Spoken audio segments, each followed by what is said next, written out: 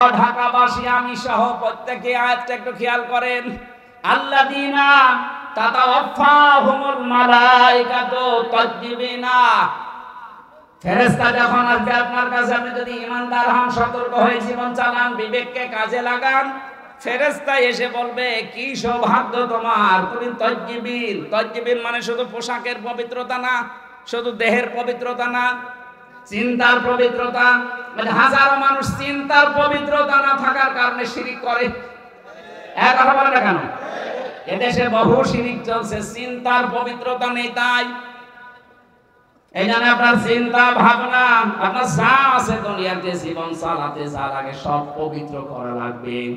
তাহলে সালামুন আলাইকুম উদখুলুল জান্নাতা, ফেরেশতারা মরণের সময় এসে বলবে টেনশন নেই, শান্তি, সালাম গ্রহণ করেন। এমন জায়গায় পৌঁছাবো তার নাম জান্নাত। তার নাম কি? আমি সহ যারা এসেছি, আল্লাহ যেন এই বাগানটাতে আমাদের পৌঁছানোর তৌফিক দেন, বলেন আমিন। এক কথা বলেন না কেন? মানবাধিকারের নাম নিয়ে আজ বাংলাদেশের এই রাজধানীর বুকেও অনেকে মানবাধিকারের নাম নিয়ে সমকামিতার অফিস করতে চাচ্ছে। এদেশে একটা মুসলমান বেঁচে থাকতে এই শয়তানি অফিস করতে দেওয়া হবে না ইনশাআল্লাহ।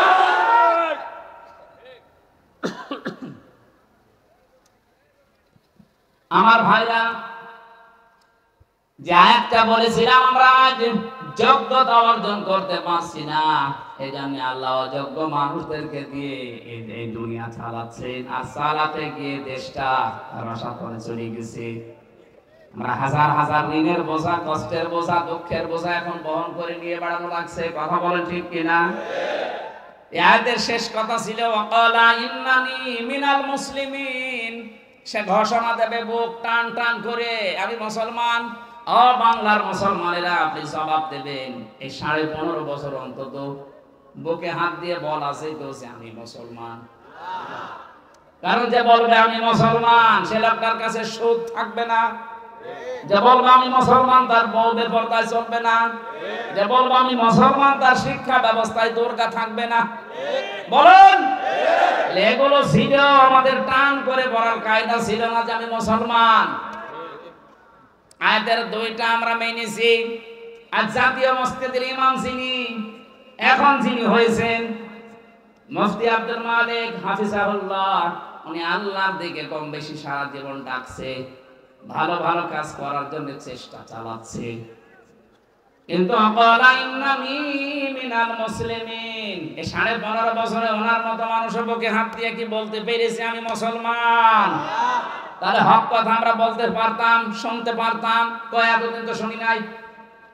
এখন সিন্ডিকেটের বিরুদ্ধে কথা বলছে, যে সিন্ডিকেট যে করে সে জালেম। সিন্ডিকেটের মাধ্যমে যে টাকা উপায় হয়, ওই টাকা ভোগ করার জন্য আপনার স্ত্রী, আপনার সন্তান 2 পায়ে খাড়া, কিন্তু এর দ্বারা যে গোনা হবে, এই গোনা আপনার বউ নিতে রাজি না। এ কথা 15.5 বছর তো বলতে পারতাম না আমরা। ওনার মতো হাজারো আলেম, হাজারো ইমাম, হাজারো খতিব এই দেশে সব মুখে তালাবদ্ধ ছিল আমাদের। কথা বলে ঠিক কিনা? আমি যে মুসলমান এই কথা বলার যোগ্যতায় আমরা হারিয়ে ফেলেছিলাম। এই জন্য তাকওয়া যে শব্দ দিয়ে আরম্ভ করেছিলাম, তাকওয়া মানে শুধু ভয় না। তাকওয়া শব্দের আধুনিক ব্যাখ্যা হচ্ছে আল্লাহর নিষিদ্ধ কাজগুলো ঘৃণা করে ছেড়ে দেওয়া। ঠিক। যত কাজ আল্লাহর নিষিদ্ধ আছে, এই কাজগুলো যখন জানবেন তখন শুধু ছেড়ে দেবেন না, ঘৃণা করে ছেড়ে দেবেন। এই তাকওয়া যদি আমরা অর্জন করতে পারি, এই দুনিয়ার যত আসমানে আর জমিনের বরকতের দরজা আছে, লা ফাতাহনা আলাইহিম বারাকাতিম মিনাস সামাই ওয়াল আরদ। আল্লাহ বলেন আসমান আর জমিনের যত বরকতের দরজা আমি আল্লাহ সব খুলে দেব। বলেন সুবহানাল্লাহ।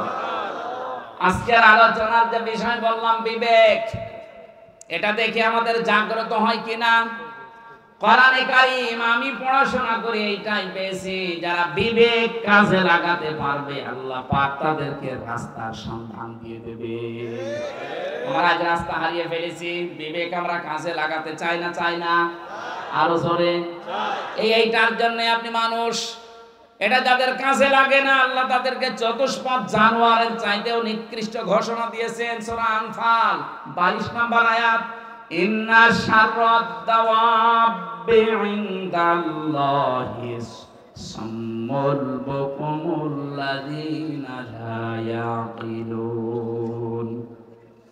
এই পৃথিবীর যত সৃষ্টি আছে সবচাইতে নিকৃষ্ট আমি আল্লাহর কাছে ওই লোকটা যে তার বিবেককে কাজে লাগায় না। আমরা কি নিকৃষ্ট শুকর কুকুরের চাইতেও খারাপ হব আল্লাহর কাছে? বলেন। আমার আল্লাহ যেটা জানাতে চাচ্ছেন এই আয়াতে, জাহান্নামে যাওয়ার বহু কারণ কোরআনে আমি পেয়েছি, এই আয়াতে পেয়েছি তিনটা। এই তিনটা যার ভেতরে পাওয়া যাবে মাস্ট বি সে জাহান্নামে যাবে। আল্লাহ একেবারে শব্দ শুরু করার আগে গ্যারান্টি দিচ্ছেন, ওয়ালাকাদ, অবশ্যই, জারানা লি জাহান্নামা কাসীরাম মিনাল জিন্নি ওয়াল ইনস, অধিকাংশ মানুষ আর জিন জাহান্নামে যাবে, এই জন্যই তারা তৈরি হয়েছে। প্রশ্ন আসতে পারে আল্লাহ কাসীরা দিলেন কেন? কলিল শব্দ না দিয়ে কাসীর দিয়েছেন, তাহলে আমাদের দোষ কি? আমরা তো জাহান্নামে যাব না। এখানে তিনটি ইন্দ্রিয় শক্তির কথা আছে, এটা আল্লাহ সবাইকে দেয়নি। যাকে দিয়েছে সে যদি এই তিনটি ইন্দ্রিয় শক্তি কাজে লাগাতে না পারে, মাস্ট বি সে যেন বিশ্বাস করে ও জাহান্নামে যাবে। আমরা যারা আছি একটু আমরা মিলিয়ে দেখি আমাদের ভেতরে এই তিনটি ইন্দ্রিয় শক্তি আছে কিনা, আর এগুলো আমরা ব্যবহার করছি ঠিক মতো কিনা। এক নম্বরে আল্লাহ ঘোষণা দিচ্ছেন, লাহুম কুলুবুল লা ইয়াফকাহুনা বিহা, তাদের কলব আছে কিন্তু চিন্তা নেই, তারা বোঝে না। এই যে আজ বিবেকটা আমাদের যাদের কাছে লাগছে না, এই মানুষগুলো আমরা পথ হারিয়ে ফেলেছি। একটা বারের জন্য যদি বিবেক দিয়ে চিন্তা করতাম যে আমি কি ছিলাম, হালা তাআলাল ইনসান হাইনুম মিনাদ দাহরি লাম ইয়াকুন শাইআন মাযকুরা, আমি তো উল্লেখ করার মতো কিছু ছিলাম না। কথা বলে ঠিক কিনা? আমি এই 33 বছর বয়স আমার, এই 33 বছরের আগে হামজা নামে কেউ চেয়ারে বসবে কল্পনা ছিল আপনার? আমার মায়ের তো বিয়ে ওই সময় হয়নি। তার মানে আমি কি ছিলাম আমি উল্লেখ করব এরকম কিছু ছিলাম না। নেই থেকে আল্লাহ পাক আজ আমাকে চেয়ারে বসিয়েছেন। কথা বলে ঠিক কিনা? আল্লাহ রাব্বুল আলামিন বলেন, এই যে বিবেকটা যদি কাজে লাগাতে, তোমাকে বানাতে গিয়ে আমি যে 5টা জিনিস আমার পক্ষ থেকে দিয়েছিলাম, শ্রবণ শক্তি, দর্শন শক্তি, বাক শক্তি, আকেল শক্তি আর ঘ্রাণ শক্তি, এটা সূরা নাহলের 14 নম্বর পারা 14 নম্বর পৃষ্ঠা 13 নম্বর লাইনের 78 নম্বর আয়াতের মাঝের অংশে আছে। আল্লাহ পাক বলেন 5টা জিনিস দুনিয়ার কেউ তোকে দেয়নি। বিশেষ করে এই যে বাক শক্তি, কথা বলার যোগ্যতা, আমি যদি এটা না দিতাম তামাম দুনিয়ার ডাক্তার মিলেও দিতে পারতো না। আমি আজটা পড়ার পরে দেখেছিলাম বিজ্ঞান এখন প্রমাণ করছে এই যে কণ্ঠস্বর, এখানে কয়েক ইঞ্চি জায়গা, এই জায়গা দিয়ে কথা তৈরি হয়। এক একটা কথা তৈরি হতে 27টা স্তর, 27টা ধাক্কা লাগার পরে একটা কথা তৈরি হয়। আয়াতের তাফসীর পড়তে গিয়ে পেয়েছিলাম তাফসীরে হাক্কানিতে মুফাসসির লিখেছেন, এই যে কথা তৈরি করার জন্য 27টা স্তর আছে, ধাক্কা লাগে একটার পরে একটা, প্রতিটি জায়গায় আল্লাহ এক একজন ফেরেশতা বসিয়ে রেখেছে। এর কাছে ও, ওর কাছে ও, ওর কাছে ও, এভাবে দিতে দিতে 27 নাম্বারটা যাবার পরে কথা আমার আল্লাহ বের করে দেয়। আল্লাহ বলেন, রব নাম নিয়েছিলাম এই কারণে তোকে কথা বলার যোগ্যতা দিয়েছি। বিবেকটা যদি একটু কাজে লাগাতে, জীবনে এই মুখ দিয়ে উলট পালট কথা বলতে না। কারণ যারা কথাবার্তারাও লিমিট না করবে, তারা নবীর সুপারিশ থেকে বঞ্চিত হয়ে যাবে।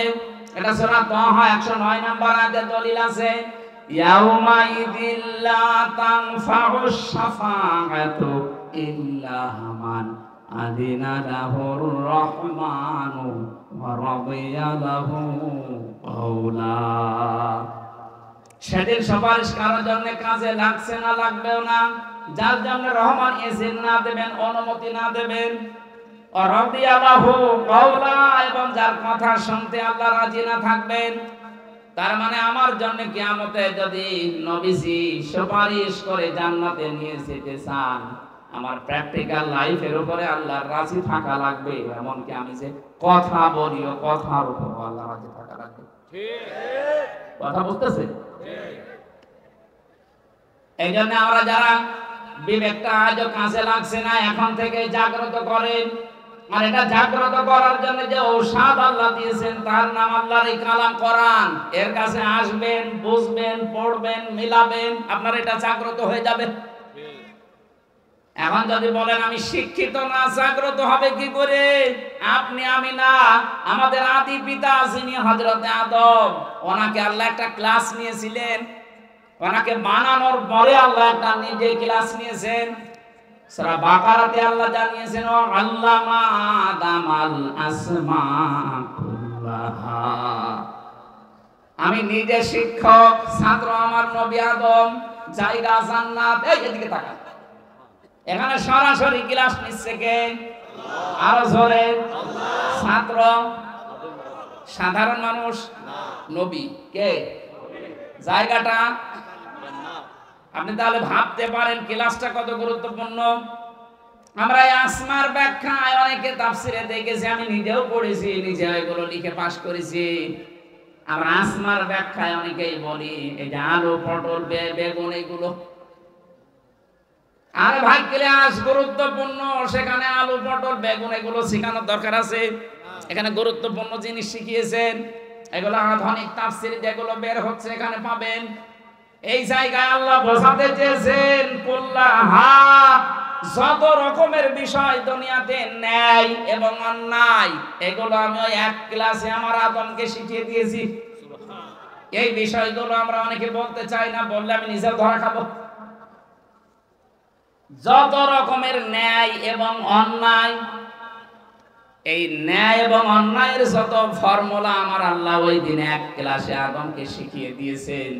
যেহেতু আমরা আদমের পৃষ্ঠদেশ থেকে এসেছি, তার সন্তান, এই জন্য ওই ধারাবাহিকতায় আমাদের ভেতরে আল্লাহ এই ন্যায় এবং অন্যায়ের শিক্ষিত না হলেও আপনি জানেন যে এটা ন্যায়, এটা অন্যায়।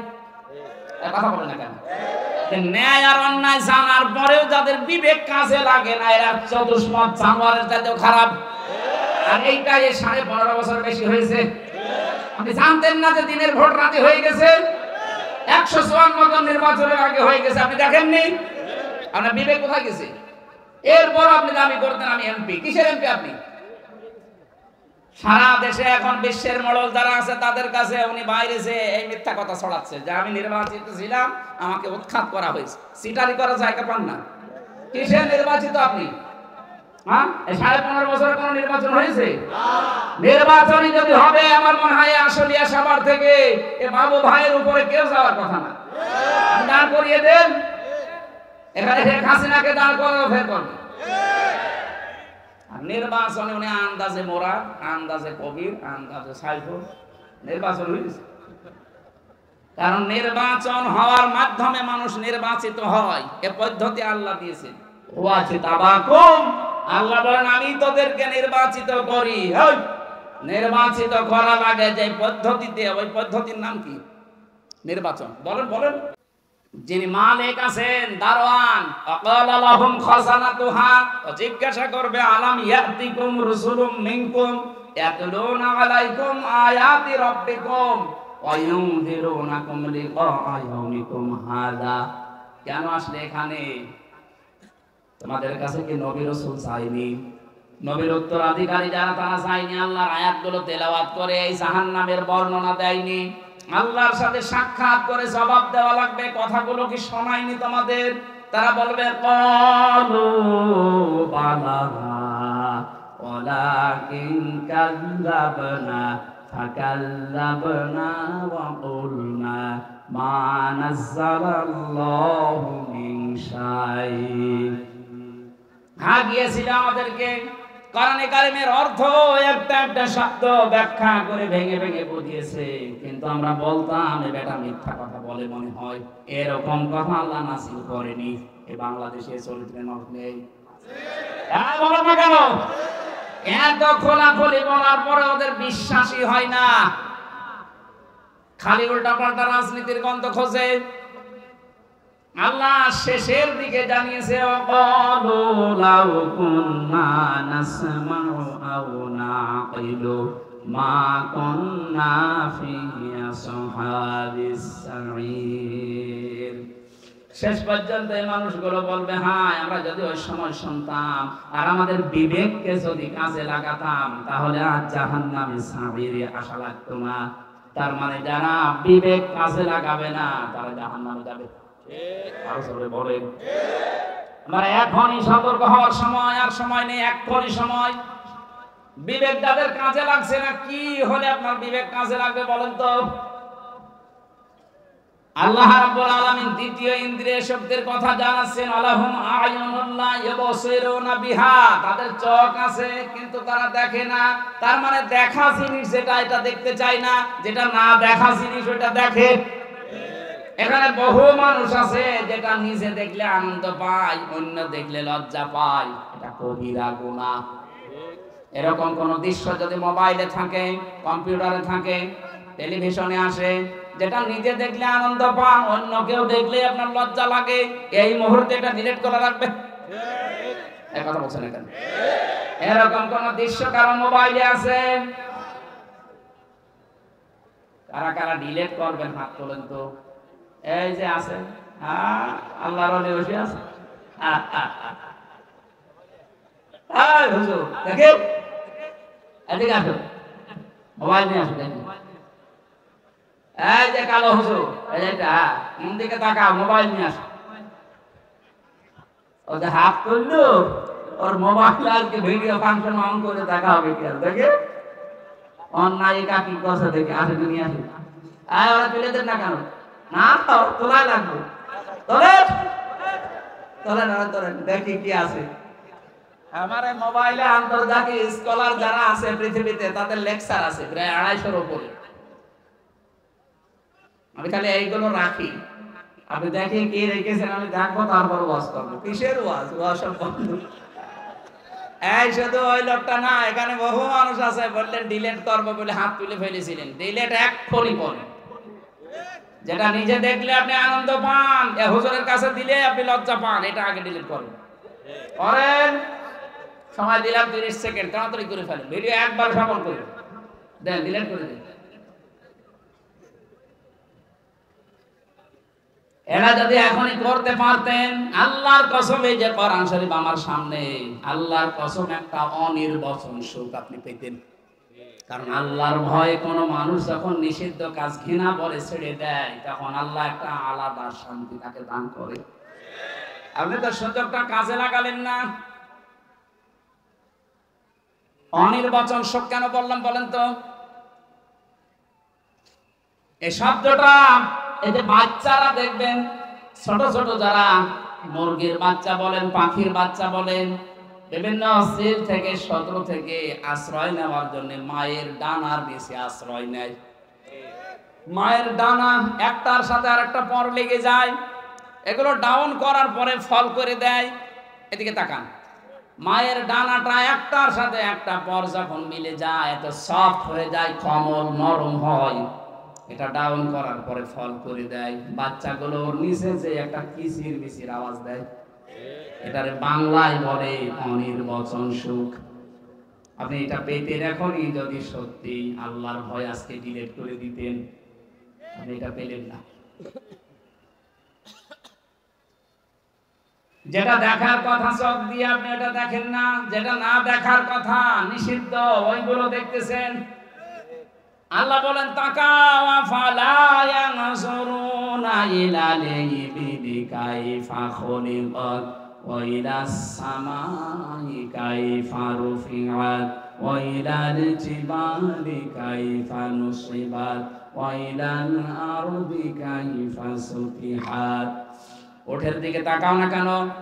এখানে আল্লাহ পাক যে নাজারা শব্দ দিয়েছেন, নাজারা মানে কিন্তু শুধু এই চোখ দিয়ে দেখা না, নাজারা মানে গবেষণা করে দেখা, আর র মানে এই চোখ দিয়ে দেখা। আল্লাহ আফালা ইয়ানজুরুনা নজর দিয়েছেন। হে পৃথিবীর মানুষেরা, ওঠের দিকে একটু নজর করে দেখতে পারো না? চিন্তা ভাবনা করে কিভাবে তারে বানালাম, একটু আকাশের দিকে তাকাও না কেন? এতটুকু একটা প্যান্ডেল বানাতে কতগুলো খুঁটি দিয়েছো, বিশাল আসমানে কোনো খুঁটি নেই, একটা বারের জন্য বিবেকে নাড়া দেয় না। পাহাড় গুলো বানিয়েছে আমি প্রেগের মতো। বিশ্বের মানুষেরা প্রেগ আমরা যারা কাঠের উপরে নিক্ষেপ করি, পিটিয়ে পিটিয়ে ঢোকাই, প্রেগ এত বড়, পুরাটা ভেতরে চলে যায়, শুধু মাথাটুকু বাকি থাকে। কথা বলেন ঠিক কিনা? আল্লাহ যদি বলেন পৃথিবীর বুকে আমি প্রেগ স্বরূপ পাথরগুলো, এই পাহাড়গুলো গেড়ে দিয়েছি, তার মানে আমাদের উপরে পাহাড়ের এই যে ৩৬,০০০ ফিট হিমালয়, সেটা ৩৬,০০০ ফিট এত বড় লম্বা। প্রেগের যদি মাথা থাকে উপরে, ভেতরে যদি প্রায় ১-১.৫ ইঞ্চি ঢুকে যায়, ৩৬,০০০ ফিট যদি উপরে থাকে, কত ৩৬,০০০ ফিট মাটির নিচে আছে বলেন? এটা নিয়ে চিন্তা করলে তোর মাথার ভেতরে আমি আল্লাহ সম্পর্কে ভয় আসবে। জমিনকে আমি কিভাবে বানিয়েছি দেখো, একেবারে তোলার মতো নরম করে দেয়নি যে পা দিলে গেড়ে যাবে, আবার শক্ত করে নাই পাথরের মতো যে পা তোমার ফুটো হয়ে যাবে। এমন ভাবে বানিয়েছি যেন দেবেও না যায়, আবার শক্ত হয়ে পায়ে ব্যথা না হয়। মাঝখানেরটা বানিয়ে দিয়েছি ওয়াইলাল আরদি কাইফা সুতিহাত, জোরে বলেন আল্লাহু আকবার। সবটা দিয়েছিল আল্লাহ এই সমস্ত জিনিস দেখার জন্য। আর আমরা দেখি ভারত থেকে পিন আপ করা পত্রিকা আসে, পিন খুলে দেখি কে কত জিনিস নিয়ে বসে আছে। অবশ্য ঠিক নাউজুবিল্লাহ, কোন এলাকা গো এটা? কোরআনে কারিমে আল্লাহ চোখের বর্ণনা দিতে গিয়ে বলছেন আল্লাযী জাআলা লাকুমুল আরদা ফিরাশাও ওয়াস সামাআ বিনাআ ওয়া আনজালা মিনাস সামাই মাআন ফাআখরাজা বিহি মিনাস সামারাত রিজকান লাকুম ফালা তাজআলু লিল্লাহি আনদাদা ওয়া আনতুম তা'লামুন। বলেন আল্লাহু আকবার। আমি এই যে জমিন বানিয়েছি তোমাদের জন্য বিছানা, আমি আকাশ থেকে পানি নিজেই তোমাদের জন্য নাজিল করি, যত রকমের ফল ফলাদি ফসলাদি কারো ক্ষমতা নেই। আমি যদি আল্লাহ নিজ থেকে অঙ্কুরিত না করি, তামাম দুনিয়ায় পানি দিয়ে ভর্তি করে দাও, যদি ভেতর থেকে আমার আওয়াজ না আসে, আমার আদেশ না হয় যে না এগুলো অঙ্কুরিত হওয়া যাবে না, কিয়ামতের আগে কারো সাধ্য নেই কোনো একটা শস্য দানা উপরে তোলা। আল্লাহ এগুলো দেখার জন্য বলেন আর চিন্তা ভাবনা করার জন্য বলেন। এরপরেও তোমরা আমি আল্লাহর সাথে শরীক করো, বিবেক কি মরে গেছে? ওয়ালাহুম আযানুন লা ইয়াসমাউনা বিহা, তোদের কান আছে তোরা শুনিস না, যেটা শোনা দরকার ওটা শুনি না, যেটা শোনা দরকার না ওটা শুনি। কত কিছু শুনতেছে খবরের কাগজে, টেলিভিশনের পর্দায়, শোনার পরেও না শোনার ভান করে থাকে শুধু নিজের দলের লোক। কথা বলেন না কেন? তাছাড়া যদি শোনার পরে না শোনার ভান করে ওই সময় যদি প্রতিশোধ নিত, বিশ্বজিৎ হত্যার এই আসামিগুলো এখন আর জেল খাটতো না, কবরে থাকতো বিশ্বজিতের মতো। আপনি শুনেছিলেন, দেখেছিলেন পত্রিকায়, টিভির পর্দায় ভিডিও ক্লিপ সব চলছে। হিন্দু মানুষে বলেছিল ভাই আমি শিবির না, আমি ফুল হাতা। হাফ হাতা না, ও হাফ হাতা ছিল না, ফুল হাতা। আর আমরা হাফ হাতা ফুল হাতা বুঝিয়েছে বিশ্বজিৎকে যে হত্যা করেছে ওই শাওন, আমার সাথে ছেলে ছিল, ও আমার এটা বলেছিল যে আমি যখন কোপ দিয়া আরম্ভ করলাম, আমারে বলছিল যে ভাই আমি শিবির না, আমি ফুল হাতা। আমি বুঝি না ফুল হাতা কি, পরে আমারে বলছে আমার নাম বিশ্বজিৎ। না আমি মনে করেছিলাম না ওর হাফ হাতা, দিলাম কোপ দিয়ে।